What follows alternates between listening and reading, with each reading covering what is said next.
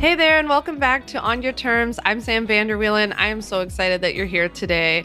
As you're listening to this episode, I'm actually in Texas. Actually, I'm about to head to Texas to go to the Podcast Movement Conference. So I'm so excited about that. If you haven't gone back and listened to my episode back in, episode 54, all about my recap from the ConvertKit Craft and Commerce Conference, which was like totally mind-blowing and changed so many things I'm doing in my own business.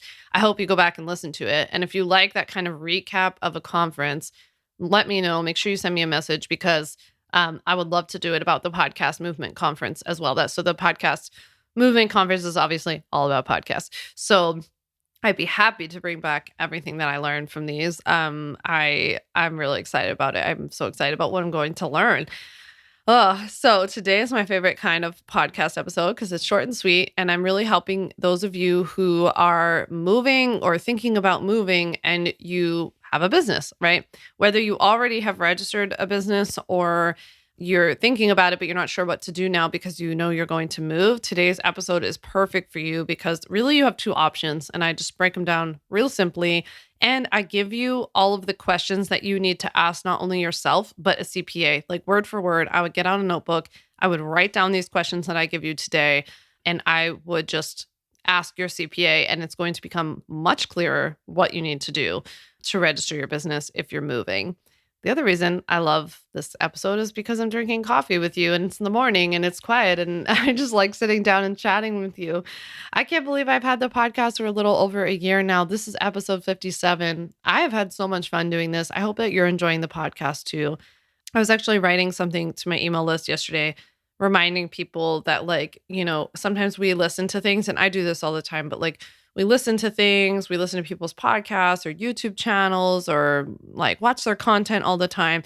And we don't ever say anything, right? And I think sometimes people take for granted and they think that creators just know it or they must hear it from someone else and all of that. I hear from so many people that they like the podcast. Of course, we also get not from the podcast, but we get meanie heads who respond to emails and things too. But which is just, it's part of the job. It's not okay, but it's part of the job.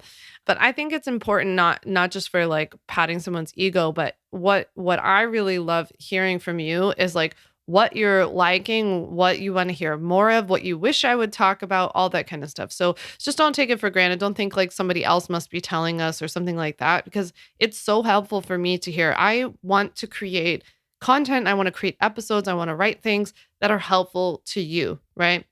And that's where this episode even came from, was because I get so many questions from people about moving. So we decided to do this episode, right? So I hope for those of you who have reached out and you've asked questions about moving in the past, you're happy that we're doing this. So if you ever have questions, you want me to talk about something, about legally protecting your business, something more on the marketing side of your online business, of course, I'm happy to dive into it. And with that, I just hope you enjoy this episode, and I hope this clarifies any questions that you have about moving your business. So let's dive in. Moving. So I know all about moving because actually when you're listening to this episode, it's exactly a year since I moved to New York from Philadelphia. And I don't want to do it again for a while. Besides all the packing and all the cleaning and the furniture and oh my gosh, and the furniture delays. I'm still waiting on some furniture. Is actually the legal stuff. I'm with you. It is annoying, right? It's annoying. But luckily, I know exactly what to do, so I can help you with that today. And this is a question that I get so often, and even more so in the last couple of years, probably, since people have been moving so much.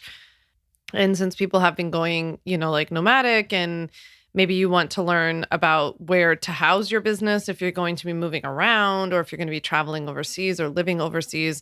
Or, today's episode is for you if you're just moving from one state to another in America, right? And so I'm hoping to just make it real simple for you. This is not actually as complicated as it might feel right now, but it's going to be okay. I swear.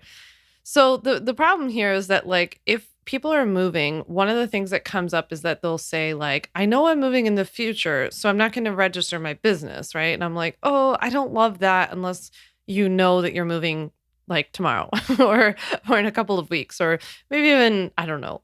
I don't want to give you a hard and fast limit, but very, very soon, right?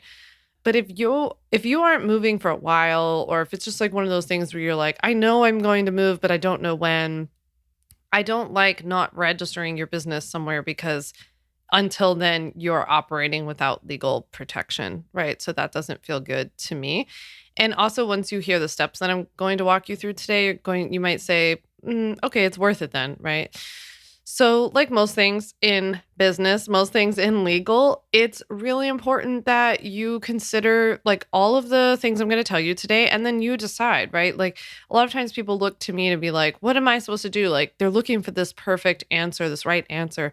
Oftentimes, there's not necessarily a perfect or right answer when it comes to legally protecting your business. It's often like, how much risk are you willing to put out there, right? So you'll kind of see what I mean as we're talking about how to register your business if you're going to move today. The other issue that we can run into here is like if you leave your original business in your original state, like let's say you live in Oklahoma and so you are living in Oklahoma now and then you move to New York and you just move to New York and you never update anything.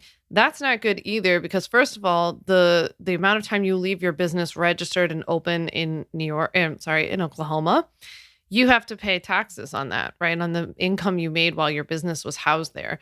If you've moved to New York, ever since you've been living in New York and operating your business out of New York, you have to pay taxes there. So you really want to take care of this kind of swiftly so that you cut off what you owe in your old state and like start fresh with what you owe in your new state.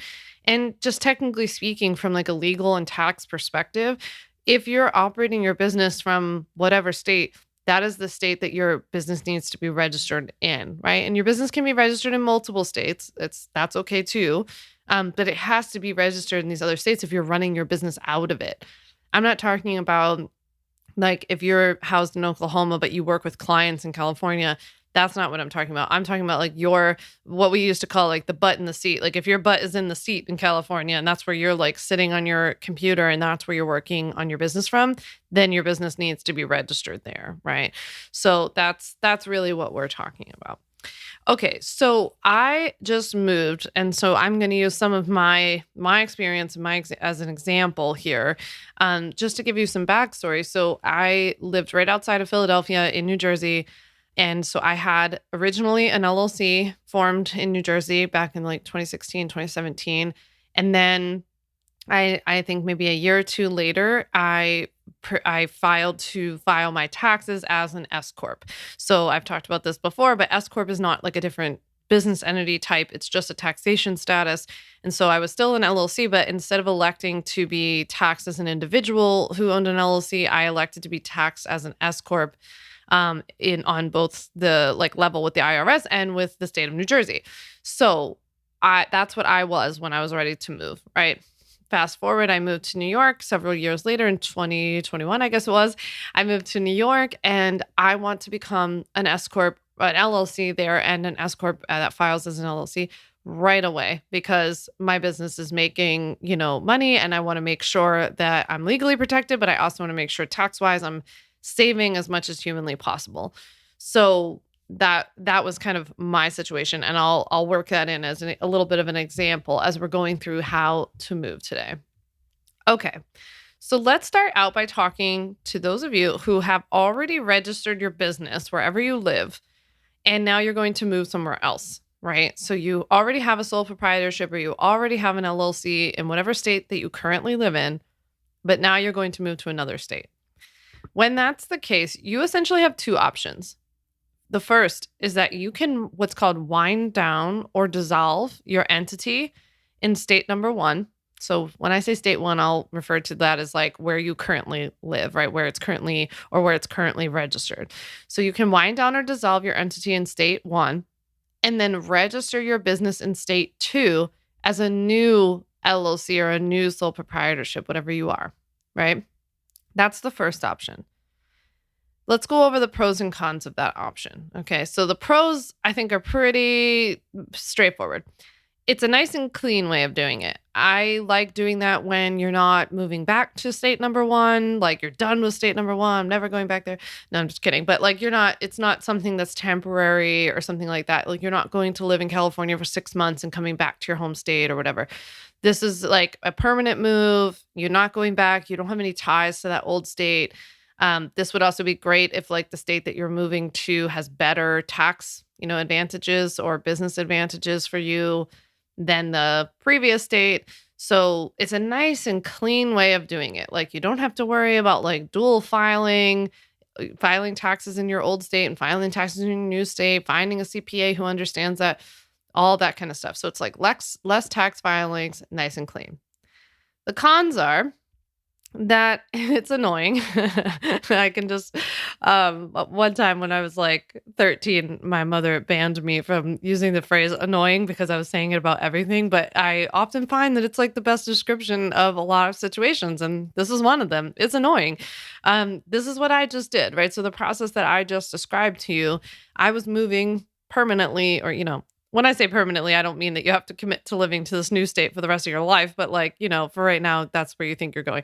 So I permanently moved from New Jersey to New York, and there was no reason to keep my business open in New Jersey. I didn't have a house there. I wasn't going to be performing any business activities there. So from a legal perspective, there was no requirement.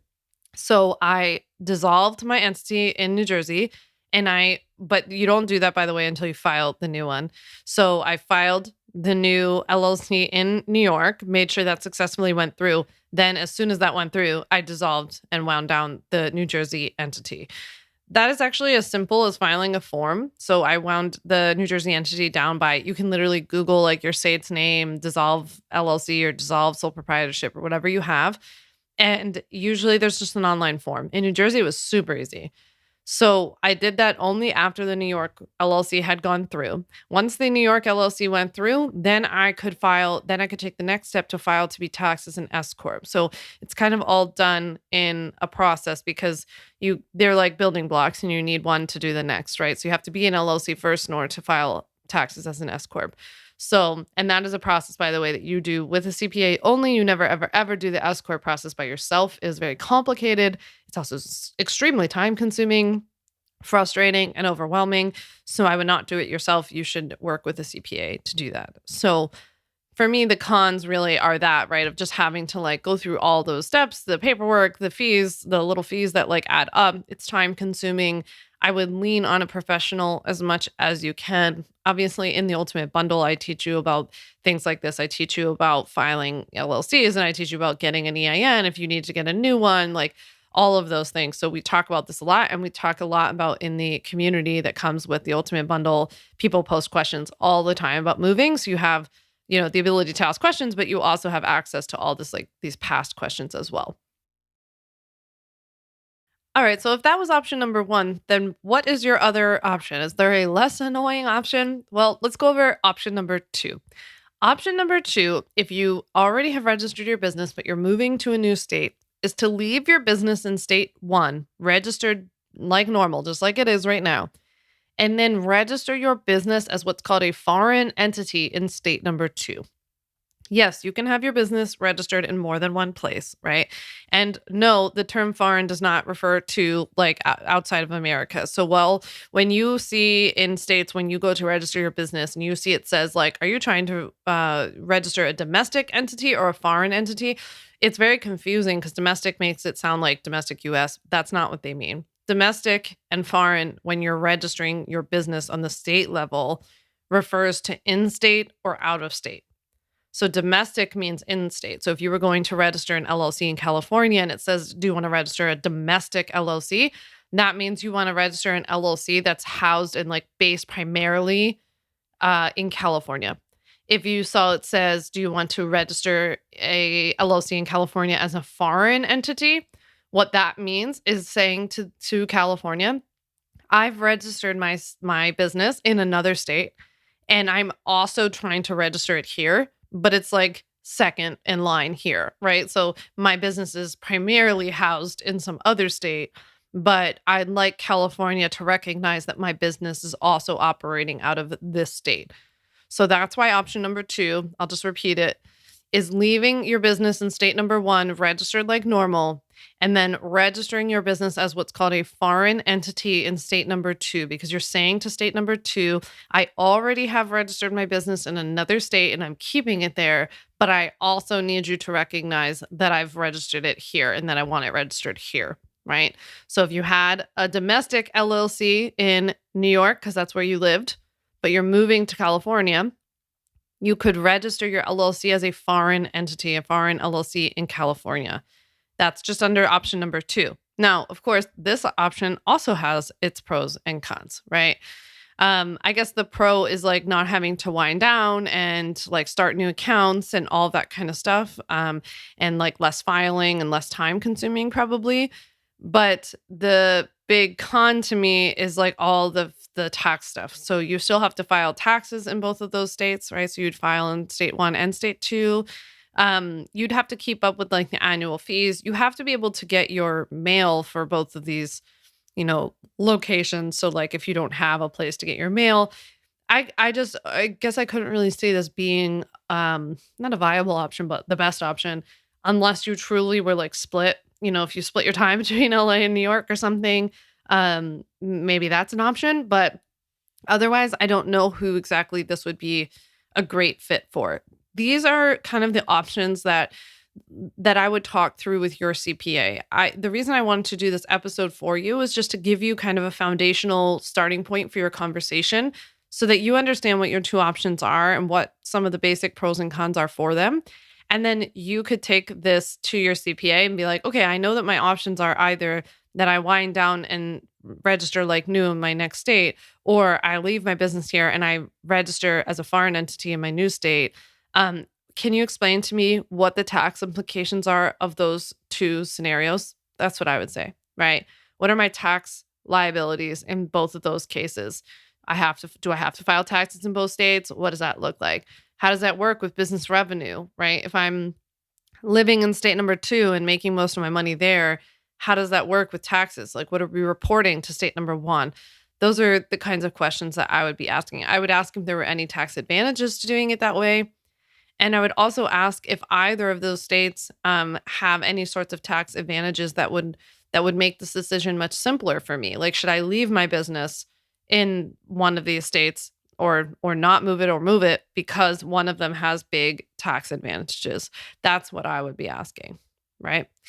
Okay, so I also want to give you a couple of questions if you're moving and you're not sure what to do, if you're moving within the US, I want you to ask yourself 3 questions. 1, is this move permanent? Right? You've heard me talk about that a lot. So is this permanent? Is this something that's temporary? That's going to influence the decision. 2, is there a financial or legal incentive to keeping my business in a state where I don't live? Now, that might be a question that you're asking a CPA. I don't necessarily expect you to know the answer to that. 3, same thing for an accountant. What are the financial or tax implications for both options for me? Right? So I would ask those 3 questions. Well, number 1 to yourself, and 2 and 3 to probably your CPA. And I think that will help you come clearly to a decision.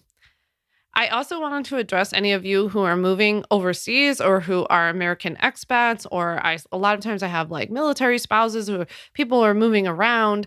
I have a couple of questions for you about that you can ask yourself about registering your business here in the US, even if you're not living here in the US, because you're American, but you're just not living here.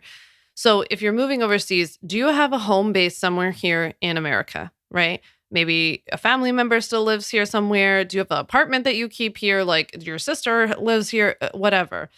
Do you have a home base? Because that might be somewhere that you could register your business. You also want to ask yourself if you have somewhere to receive mail, because that's going to be a requirement of wherever you end up registering. So unless you pick a state that's okay with you registering using a PO box, you're going to need a physical address, right? So that's something to consider when deciding, is there a state where I can house my business even if I'm not living here? The third thing, and this often is just like the kind of like the overall summary of where people end up registering their businesses if they're an expat living overseas. Where are you filing your taxes in the US, right? Because you still have to file taxes until you give up citizenship. So wherever you're filing your taxes would seem to make sense to me to be the place to house your business if you could. Again, another thing I would talk to your CPA about for sure. Okay, so I hope that these were helpful. I hope that you send me a DM on Instagram at Sam Vander Wielen and let me know if this episode was helpful. If you have any questions about moving, I'm happy to help. And if you think that one of your friends who might have moved recently or is moving would benefit from this episode, just go ahead and text it to them really quickly. All it takes is 1 sec, and it's really helpful to the show to let people know. Thank you so much for listening, and I can't wait to chat with you next week. Thanks so much for listening to the On Your Terms podcast. Make sure to follow on Apple Podcasts, Spotify, or wherever you like to listen to podcasts. You can also check out all of our podcast episodes, show notes, links, and more at samvanderwielen.com/podcast. You can learn more about legally protecting your business and take my free legal workshop, 5 Steps to Legally Protect and Grow Your Online Business at samvanderwielen.com. And to stay connected and follow along, follow me on Instagram at Sam Vander Wielen and send me a DM to say hi.